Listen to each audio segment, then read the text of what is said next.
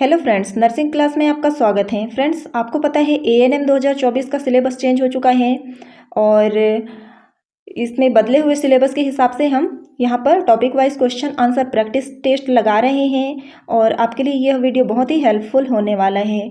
और आपको मैं बता दूं कि एएनएम 2024 का सिलेबस और पीएनएसटी जीएनटी का सिलेबस सेम है, तो आपको अलग से नहीं पढ़ना पड़ेगा उनका, आपका एक ही वीडियो में काम हो जाएगा। तो आज का क्वेश्चन बहुत ही इंपॉर्टेंट है, सिलेक्टेड क्वेश्चन है और रिवीजन के पर्पज़ से है यह वीडियो, तो वीडियो को दोबारा ज़रूर देख लीजिए जिससे आपको क्वेश्चन बहुत अच्छे से याद हो जाएंगे। तो चलिए वीडियो को शुरू करते हैं। आज का फर्स्ट क्वेश्चन है, एक आवृतबीजी पुष्प के उन अंगों के नाम बताइए जहां नर एवं मादा युग्मकोद्भिद का विकास होता है। तो नर युग्मकोद्भिद का विकास कहाँ पर होता है? तो पराग कोश के पराग पुट्टी में होता है। और मादा युग्मकोद्भिद का विकास कहाँ पर होता है? तो बीजांड के बीजांड काय में होता है। याद रखिए, एक क्वेश्चन से दो फैक्ट क्लियर हो रहे हैं, याद रखिए, बहुत ही इंपॉर्टेंट है। सेकंड क्वेश्चन है, इनमें से कौन कायिक प्रवर्धक नहीं है? कौन सा है कायिक प्रवर्धन नहीं है? तो यह है चल बीजाणु, यह कायिक प्रवर्धन नहीं है। नेक्स्ट है, इनमें से कौन सा फल कूट फल है? तो सेब एक कूट फल है, याद रखिए। नेक्स्ट है, भ्रूणपोष क्या है? तो त्रिगुणित होता है। भ्रूणपोष कैसा होता है? तो त्रिगुणित होता है। नेक्स्ट है, बीज चोल का निर्माण होता है। तो बीज चोल का निर्माण पेरिकार्प से होता है। कहाँ से? पेरिकार्प से होता है। नेक्स्ट है, वायु परागण सामान्यतः पाया जाता है। तो वायु परागण किस में पाया जाता है? तो घासों में होता है वायु परागण। नेक्स्ट है, निम्न में से किसमें जल द्वारा परागण होता है? तो हाइड्रीला और कमल में जल के द्वारा परागण होता है। नेक्स्ट है, निम्न में से किस पादप में बीज तो बनता है लेकिन पुष्प नहीं बनता है? तो वह है चीड़ में। नेक्स्ट है, एनिमोफिली नामक परागण किसके द्वारा होता है? तो वायु के द्वारा होता है, हवा के द्वारा होता है, याद रखिए। नेक्स्ट है, एंटोमोफिली नामक परागण किसके द्वारा होता है? तो यह कीड़ा में होता है, कीड़ा के द्वारा होता है। नेक्स्ट है, टोटीपोटेंसी है। टोटीपोटेंसी क्या है? तो यह माध्यम में कोशिका से जीव का विकास। टोटीपोटेंसी क्या है? माध्यम में कोशिका से जीव का विकास करना। नेक्स्ट है, 100 परागकण बनने के लिए कितने सूत्री विभाजन की आवश्यकता होती है? तो 25 सूत्री विभाजन की आवश्यकता होती है। नेक्स्ट है, पराग नलिका का बीजांड द्वार से बीजांड काय में प्रवेश क्या कहलाता है? तो पोरोगेमी कहलाता है। क्या कहलाता है? पोरोगेमी।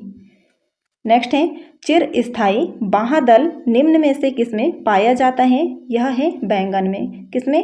बैंगन में। आपको कम समय में अधिक से अधिक क्वेश्चन कराने का प्रयास किया जा रहा है। आपके लिए यह वीडियो बहुत ही ज़्यादा हेल्पफुल होने वाला है क्योंकि क्वेश्चन बहुत ही इंपॉर्टेंट क्वेश्चन लेके आई हूँ मैं। तो वीडियो को दोबारा ज़रूर देख लीजिए जिससे आपको क्वेश्चन बहुत अच्छे तरीके से याद हो जाएं। और नेक्स्ट देखते हैं, पुष्पों की खेती क्या कहलाती है? तो फ्लोरिकल्चर कहलाती है। क्या कहलाती है? फ्लोरिकल्चर। नेक्स्ट है, लघु बीजाणु जनन की प्रक्रिया कहाँ पर होती है? तो यह होती है पराग कोश में। लघु बीजाणु जनन की प्रक्रिया पराग कोश में होती है। नेक्स्ट है, नर युग्मकोद्भिद कहाँ बनता है? तो यह लघु बीजाणु जनन में बनता है। नर युग्मकोद्भिद कहाँ बनता है? लघु बीजाणु जनन में बनता है, याद रखिए।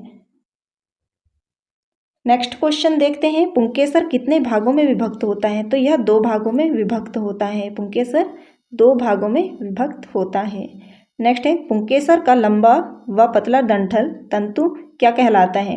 पुंकेसर का लंबा व पतला डंठल तंतु क्या कहलाता है? तो फिलामेंट कहलाता है। क्या?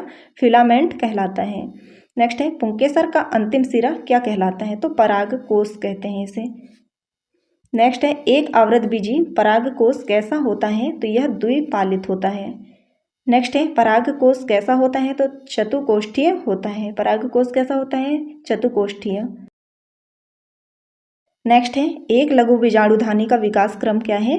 तो सबसे पहले बीजाणु जनन उत्तक है, फिर पराग मात्र कोशिका बनती है, फिर लघु बीजाणु चतुस्क बनता है, फिर परागकण आते हैं और फिर नर युग्मक बनता है, याद रखिए।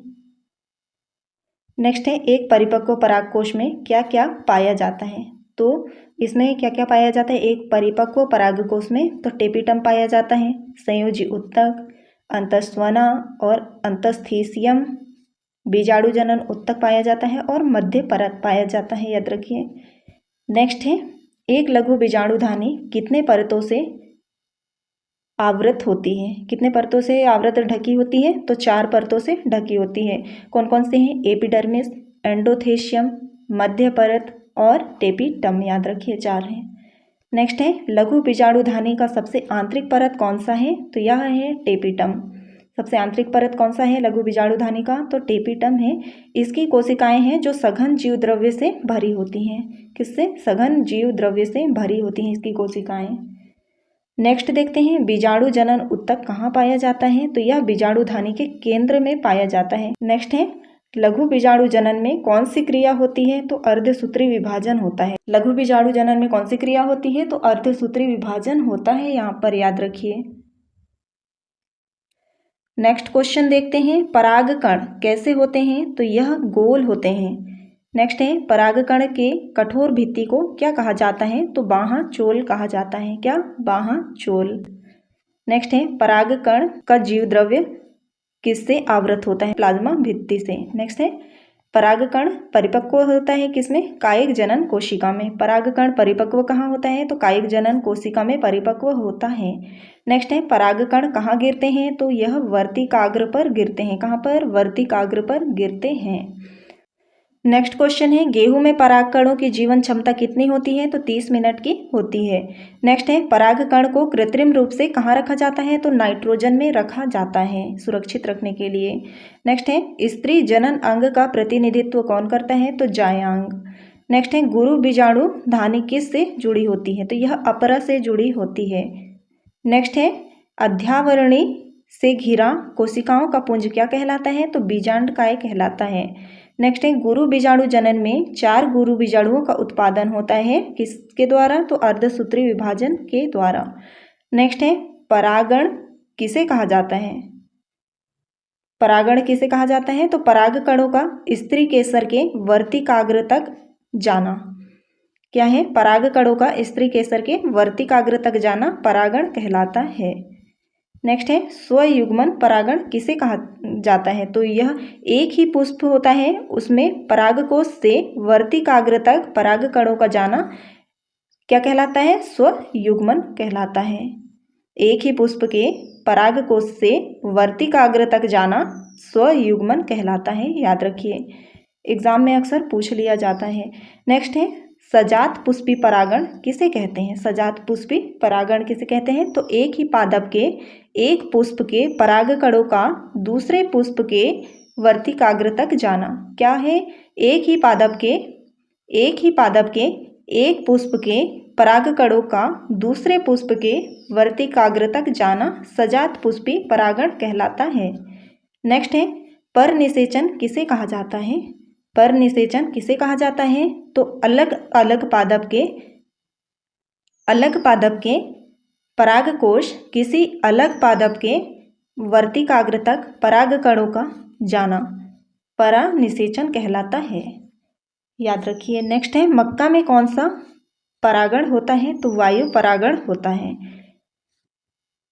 नेक्स्ट देखते हैं किसमें असंख्य पुष्प पाए जाते हैं? तो मक्का में पाए जाते हैं असंख्य पुष्प। नेक्स्ट है जल परागण किस पौधे में होता है? तो एक बीजपत्री पौधों में होता है जल परागण। नेक्स्ट है घास परिवार में बीजपत्र को क्या कहा जाता है? तो इसको टेलम कहते हैं। नेक्स्ट है कौन सा फल आभासी फल है? तो सेब, स्ट्रॉबेरी और अखरोट यह एक आभासी फल है। नेक्स्ट है बिना निषेचन के फल को क्या कहा जाता है? तो अनिषेक जनित फल कहा जाता है।